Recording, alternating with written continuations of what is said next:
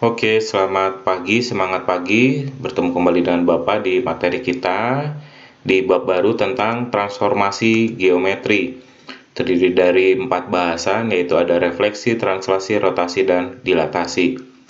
Oke, Bapak berikan kisi-kisi sedikit ini tentang gambar yang ada di slide pertama ini. Kamu bisa menebak ya, kira-kira kita akan mempelajari bagian apa.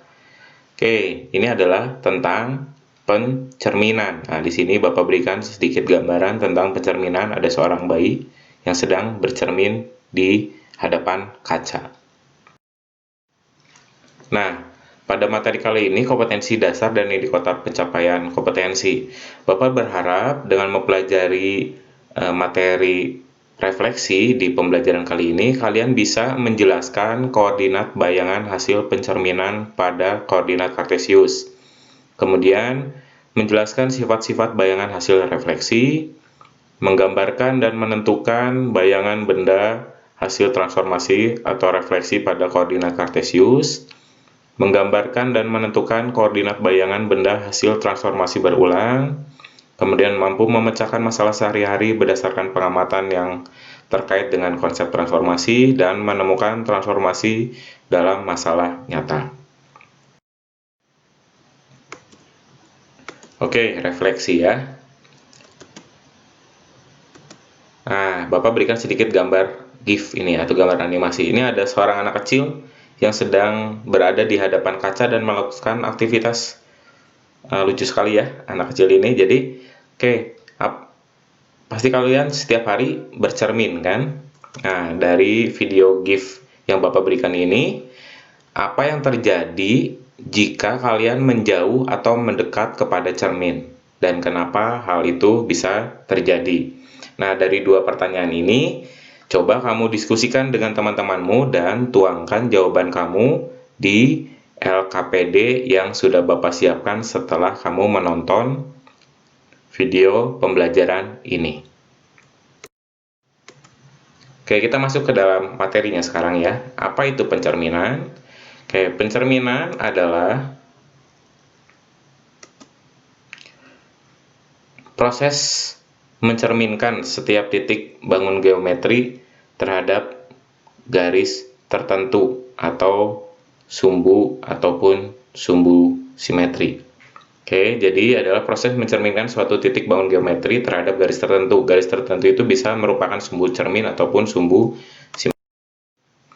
Oke, yang pertama, pencerminan terhadap titik O atau 0,0. Titik O ada yang disebut juga titik asal. Nah, seperti ini. Misalnya Bapak berikan suatu titik C. Dicerminkan terhadap titik O.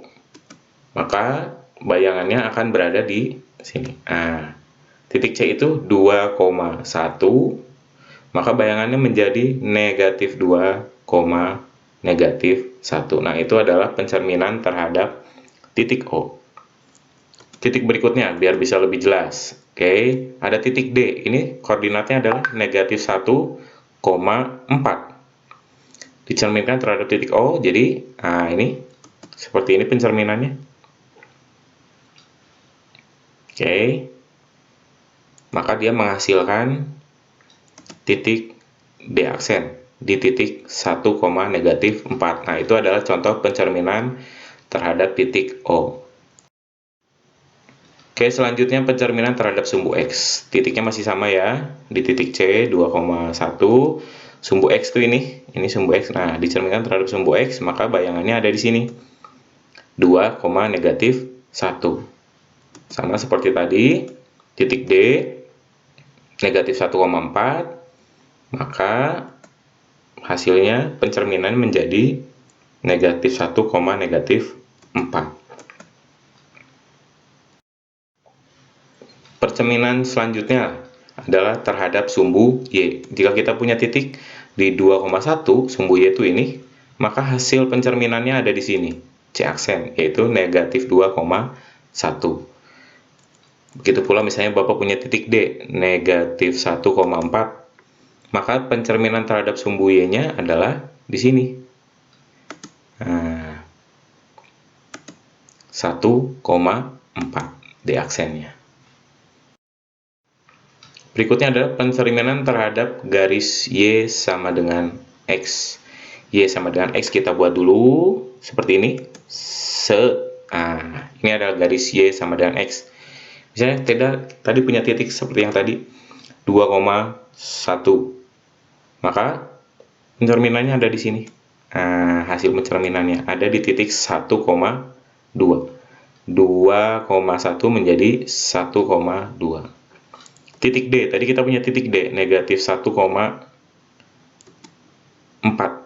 Negatif 1,4 dicerminkan terhadap garis Y sama dengan X. Maka, seperti ini, hasilnya adalah 4, negatif 1. Sekarang lanjut ke pencerminan berikutnya, Y sama dengan negatif X. Kita buat dulu. Ini Y sama dengan negatif X seperti ini garisnya. Titiknya ada di 2,1, maka hasil pencerminannya ada di sini, menjadi negatif 1, negatif 2. Kita punya D, titik D, negatif 1,4, dicerminkan di sini, maka sini ya. Nah, ini hasilnya ada di negatif 4,1. Berikutnya, pencerminan terhadap garis X sama dengan H. Ini X sama dengan H. Misalnya Bapak misalkan di sini, ini X sama dengan 3 namanya. Jadi, X-nya selalu 3. Berapapun Y-nya, X-nya selalu 3. Nah, ini garis X sama dengan H. Bapak misalkan di X sama dengan 3. Kita punya titik 2,1. Maka pencerminannya kemana? Ke sini pasti ya, karena ini cerminnya kan. Hasilnya di sini nih. Nah, 4,1 itu adalah C aksen. Kemudian kita punya titik negatif 1,4, cerminkan, berarti hasilnya di sini.